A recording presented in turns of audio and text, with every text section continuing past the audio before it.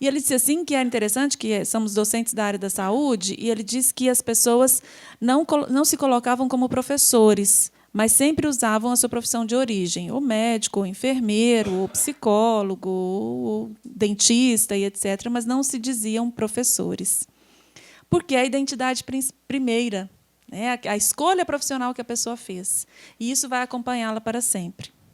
Eu sempre brinco que eu costumo dizer que eu sou professora, mas é porque, quando a gente fala que a gente é psicólogo, vocês sabem o que acontece, né? E, então, o capitalismo, nosso meio em que nós vivemos, ele tem uma promessa.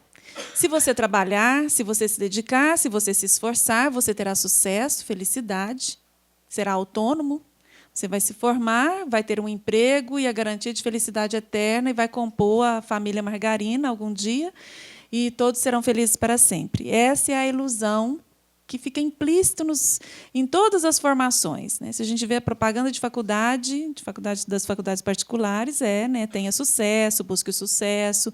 Essa é uma promessa que é oferecida a partir do trabalho. Só que é uma promessa que não é cumprida.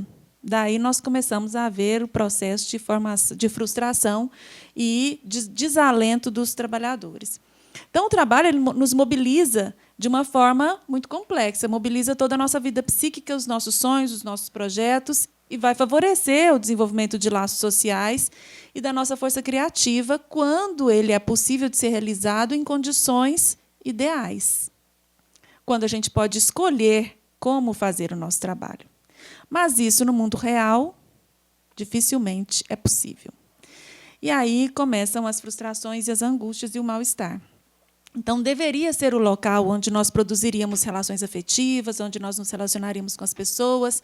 E essa é uma busca que eu entendo que todo ser humano e todo trabalhador faz quando ele vai ao encontro daquela atividade que ele escolheu, ou daquela atividade que ele é obrigado a fazer, talvez porque não tem outras escolhas. Porém, isso tem consequências para o seu bem-estar, né? E as mudanças no mundo do trabalho, especialmente nas últimas décadas, têm ocasionado diversos problemas para os trabalhadores de um modo geral, né? E causando impactos psicossociais muito graves. Pode passar. Qual que é o valor dominante na empresa contemporânea, né? Competitividade. Lucros, metas, o tempo. O tempo é um tempo que não é mais seu companheiro, o tempo é algo que você deve vencer, porque é preciso produzir cada vez mais, em tempo cada vez menos curto. Convido todos a assistirem um documentário que sempre me impacta muito quando eu assisto. É um documentário sobre as empresas, sobre as... Onde mata vaca, porco, como chama? Não é batedouros.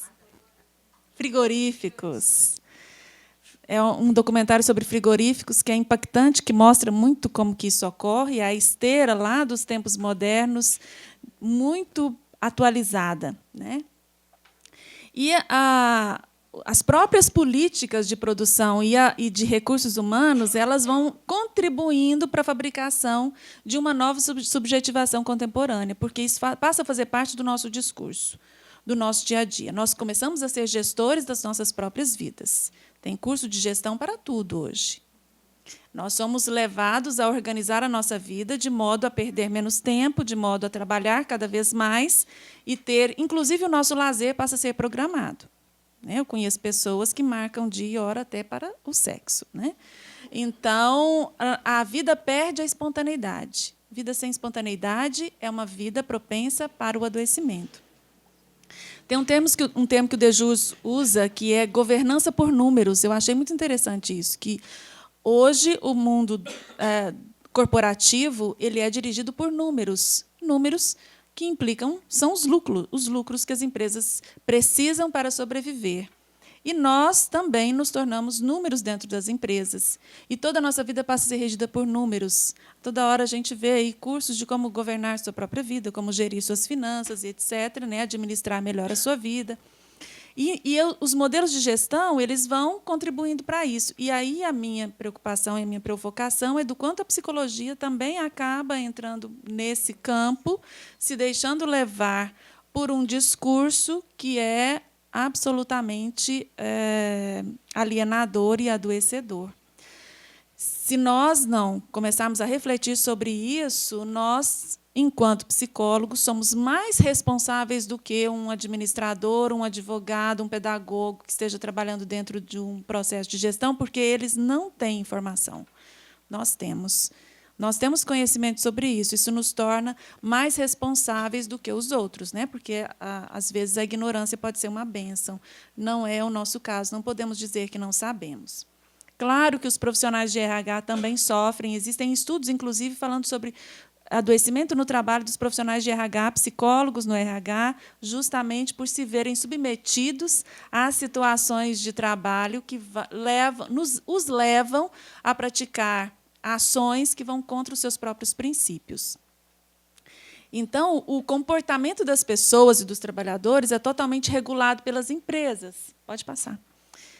E o homem vai sendo cada vez mais objetificado, se tornando coisa lá dentro, né? Então, o que se espera e se busca é a produtividade, o discurso da flexibilização. Quero morrer quando eu escuto dizendo, né, que a flexibilização foi a melhor coisa que ocorreu para os trabalhadores, porque é a flexibilização dos horários, da vida, de tudo, que bom, agora você pode trabalhar em casa, né? Você trabalha em casa e não tem mais tempo para o lazer, para os seus filhos, para o seu cachorro, para o seu companheiro, para a sua companheira, etc.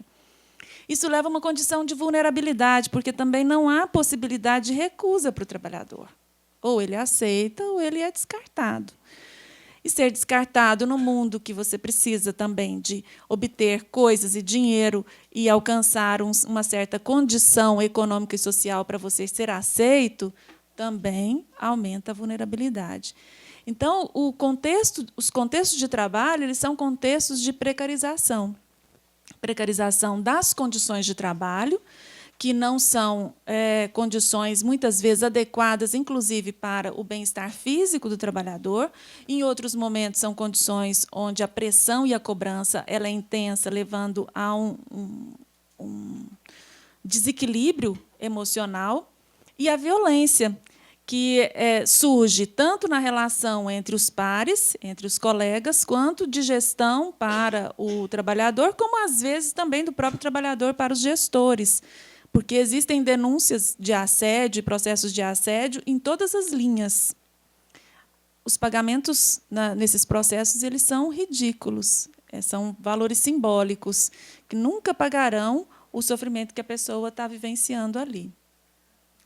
E, junto a isso, desemprego, subemprego, o próprio medo do desemprego, a crise econômica, e nós sermos obrigados a viver nessa condição de parecer ser para poder existir no mundo, porque uma condição também inaceitável é a condição do não emprego. Então, se você não tem um emprego, você também não está incluído dentro da sociedade. Você passa a ser um desempregado, então você passa a ser um ninguém. As situações de violência dentro das organizações produzem um intenso desamparo nas pessoas e que acaba sendo mobilizado reações que levam à rivalidade entre as pessoas, à agressividade entre os próprios colegas. Se, lá no quadrinho do início, eu falei sobre você tem pessoas, você tem amigos, né, na piadinha, e a pessoa perdeu todos os seus contatos, os trabalhadores nós todos passamos a maior parte do nosso tempo, da nossa vida, no nosso local de trabalho. Convivemos com aquelas pessoas a maior parte do tempo, mais tempo do que com a nossa própria família. Nem sempre são pessoas que escolhemos, não são pessoas que gostamos, mas o ambiente de trabalho, quando ele é inadequado, quando ele é composto de rivalidade, de disputas, com um clima desgastante, ele acaba levando as pessoas a também estabelecer relacionamentos que são degradantes.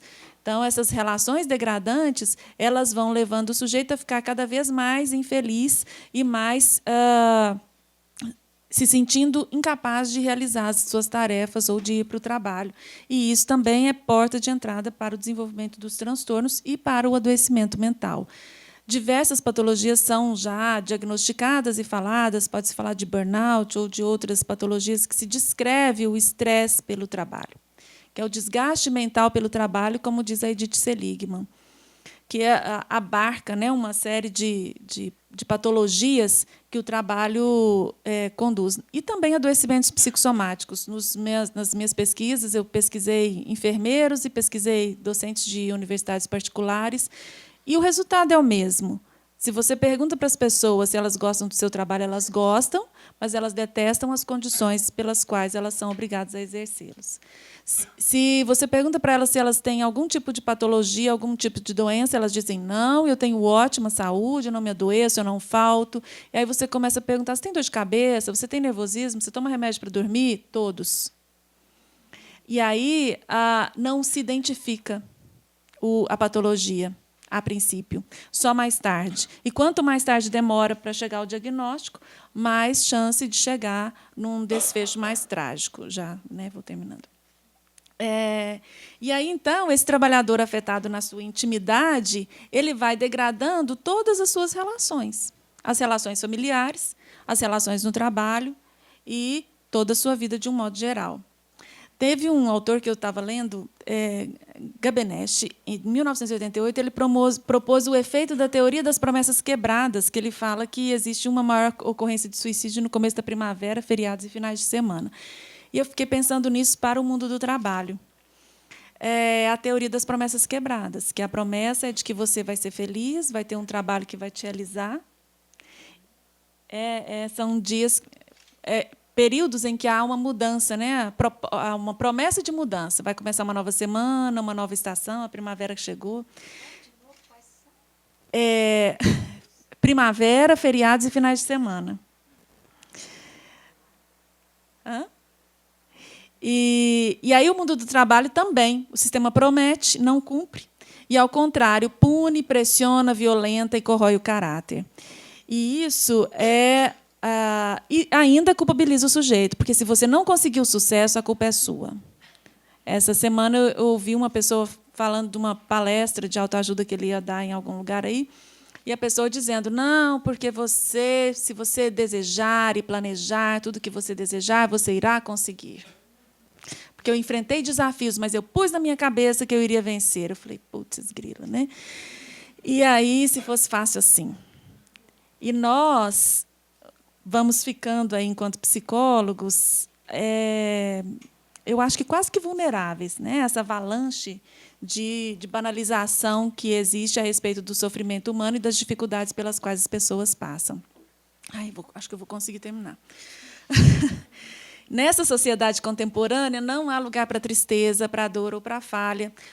Todos esperam que o sujeito só produza, que ele sustente uma felicidade que é cinematográfica, que não é verdadeira, e isso leva a um desgaste indescritível. Medo, insegurança, incerteza, um sentimento de injustiça constante, de desesperança, além do estímulo do individualismo. E isso faz com que a gente pense, então, nas possibilidades de prevenção, né? Como a Nádia estava dizendo. A prevenção ela precisa partir de muitos aspectos, mas eu vou pensar aqui na questão do próprio psicólogo.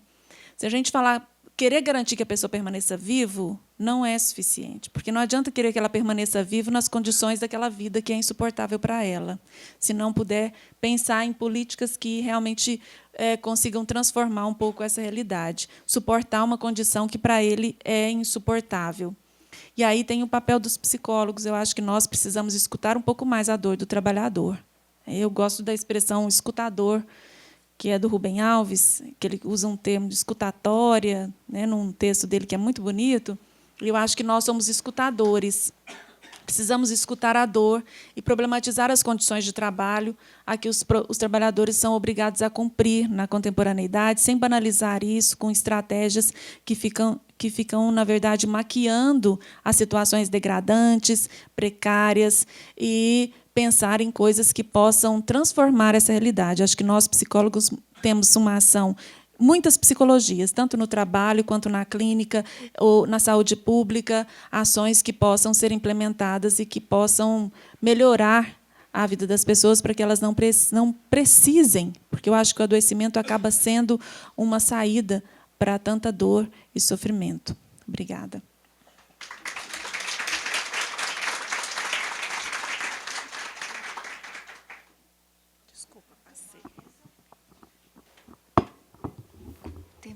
ouvido.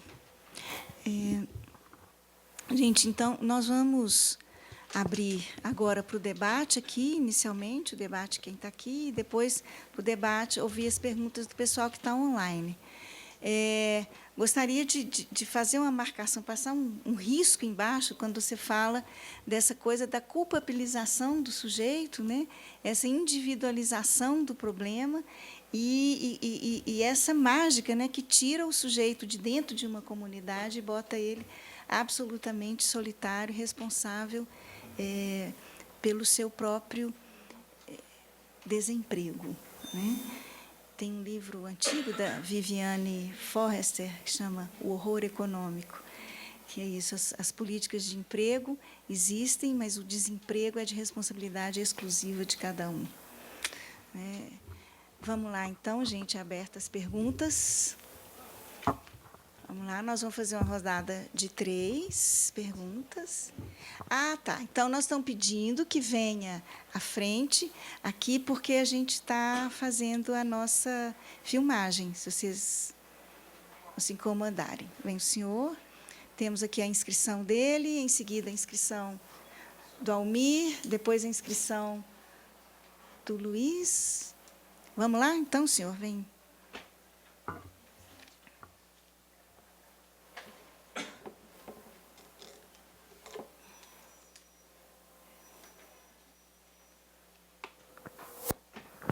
Boa noite, meu nome é José Egídio, atuo como psicólogo no CAPS-AD de Ribeirão das Neves. Enquanto estava ouvindo os dados estatísticos sobre o suicídio, estava pensando numa questão: será que nós podemos colocar o estigma do suicídio, né? A primeira pessoa que eu ouvi falar na minha vida que tinha suicidado era Judas Iscariotes, né? E, por causa disso, ele foi para o inferno. Aí vamos pensar um pouquinho nessa questão desse estigma, uma coisa que não pode ser título. Não sei se a mídia parece que ela esconde esses fatos, né? E trabalhar essa questão desse estigma. Aí eu dirijo a Nádia, né? Nádia. Essa questão, será que a gente pode incluir nessa questão? Existe um estigma do suicídio? Obrigado. Obrigada. Vamos passar para a segunda pergunta e depois responde em bloco. Vocês concordam? Tá. Oi, eu tenho uma pergunta que é uma percentagem muito pequenininha da população que me interessa, que você vê que a maioria dos suicídios que acontecem, ou a pessoa está desesperada, ou ela não tem autoestima. Então, você dá esperança, ela sobrevive, você dá autoestima. Agora, existe uma parcela minúscula da população que é que me interessa, que é aquela que não tem autoconfiança, não tem autoimagem, não tem esperança, e ainda assim luta. E luta mais do que os outros e ganha. É esse segredinho que eu queria saber como é que a gente descobre ele. A outra coisa, vocês vão botar esses slides aí disponíveis para a gente, que não deu tempo de copiar tudo. Vamos. Eu já pedi, elas vão disponibilizar. Tá? Terceiro.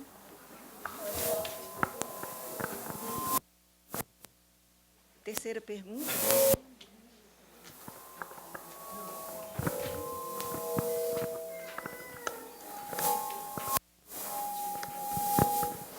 Boa noite a todos. Eu nem sei se eu vou formular uma pergunta sobre o assunto, mas eu pedi a fala para mim externalizar o que eu fui remetido enquanto a palestra ocorreu. E, obviamente, com a expectativa de ouvir comentários de quem está à mesa. Então, eu sei que na Suécia é o país que mais tem suicídio no mundo, porque na Suécia as pessoas não precisam desejar. As pessoas têm tudo na Suécia. É um conhecimento que eu tenho através de leitura. E eu fui remetido, tentando fazer uma associação com o Brasil sobre essa questão do suicídio, mas o Brasil, muito antes, pelo contrário, com relação às políticas públicas, aos direitos sociais, as condições de vida para as pessoas viver uma vida boa, não chega nem aos pés da Suécia.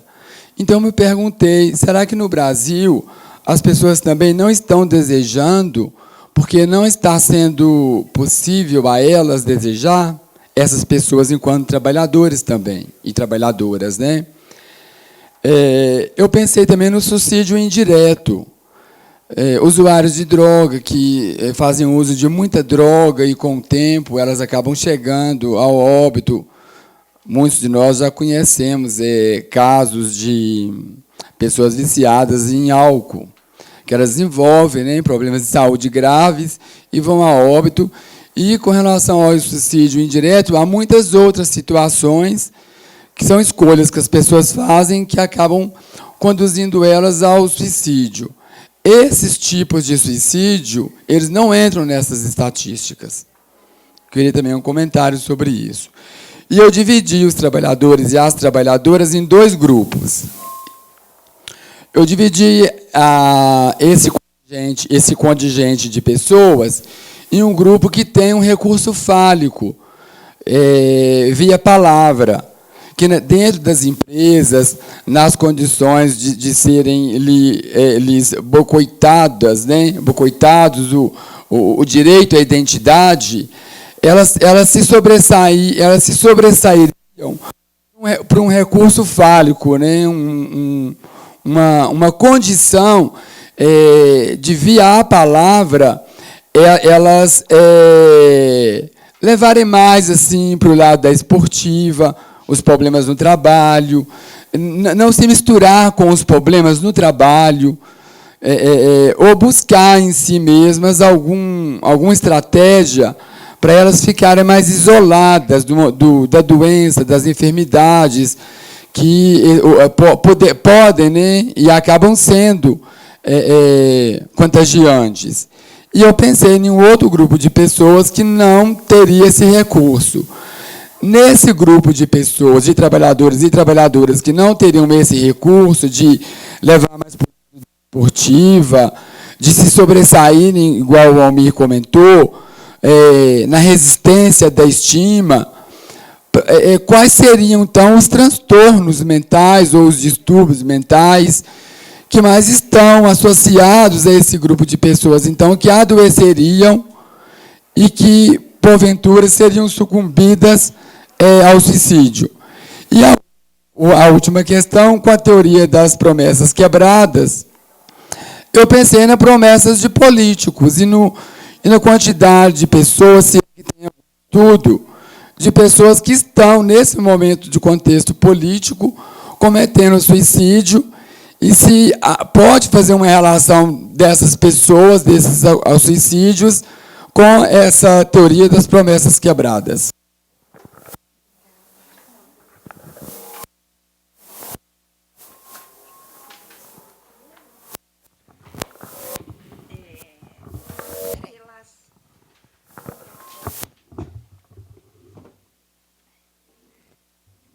Oi.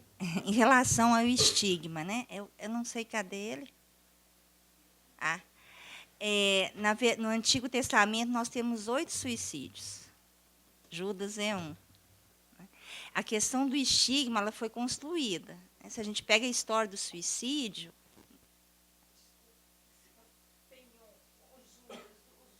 Sansão é um outro, né? Agora eu lembrei de Sansão. Mas Judas, Sansão, são 8, só no Antigo Testamento. Em relação à construção, por que a gente não fala sobre suicídio? Parece Harry Potter, né? Voldemort, aquele que não se diz o nome, né? E é interessante porque nós temos o suicídio desde a antiguidade, mas a palavra suicídio só foi cunhada no século XVI. Então, é algo que a gente só disse depois do século XVI, o nome, né?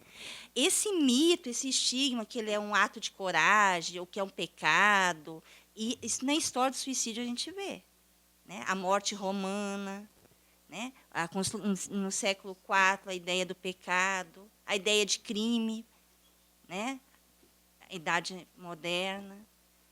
E O que acontece com a construção do estigma? Preconceitos e práticas equivocadas. Né? E nós temos, como profissionais, muitas vezes, nós temos estigmas e preconceitos. Né? A gente vai reconhecer que a pessoa tem a possibilidade de suicidar se a gente perguntar primeiramente se ela pensa nisso. Então, é fato, né? Os mitos, o estigma. A história do suicídio mostra essa construção. Em relação, aí eu não sei quem que perguntou dos fatores protetivos, né? Então, existe uma teoria interpessoal, né, que você vai ver, né, o que acontece, os fatores de risco e os fatores protetivos. A maior parte das pesquisas são definições de fatores de risco. Mas quais são os fatores protetivos? Razões para viver, sentido de vida. Né? Quanto mais revisitarmos nossas razões para viver e sentido de vida, maior a possibilidade de enfrentamento do sofrimento, da dor psíquica. Em relação aos dados, eu também não gosto, não sei mais aqui, da Suécia, o maior número de suicídios que nós temos no mundo é Índia. Depois, China. Depois, Estados Unidos. Quando a gente vai fazer uma relação entre países com alto nível econômico, né, de igualdade social, política pública, aí nós não temos a Suécia, temos a Finlândia. Né? Um país que muitos de nós queríamos morar, mas que tem altas taxas de suicídio. E como que se explica nesses países, né, ditos de primeiro mundo a alta taxa de suicídio? Uma das possibilidades de explicação chama-se perfeccionismo prescrito. As altas expectativas que se tem. Mais do que o desafio da conquista. Pode ser. Aí, só para... Em relação à estatística, eu não entendi como é que foi a pergunta. Como que se faz a estatística? Na declaração de óbito, a causa-morte tem que ser na CID-10, X60, X84. Cada X desse, X60, X61, X62, por exemplo, X70, enforcamento, é um meio de perpetuação. Caso eu tente o suicídio por enforcamento e não morra, né, vá para o hospital, tenha socorro, aí vai, e em função, né, de um comprometimento físico venha ao óbito, vai ser Y87, lesão provocada né, provocada intencionalmente, lesão autoprovocada intencionalmente. Então, é dessa forma. Agora, a classificação do suicídio ela é enorme. Né, começou com Schneider, com Durkheim, há 120 anos atrás. A gente tinha o suicídio altruísta, egoísta e anômico. E hoje, Raoni traz mais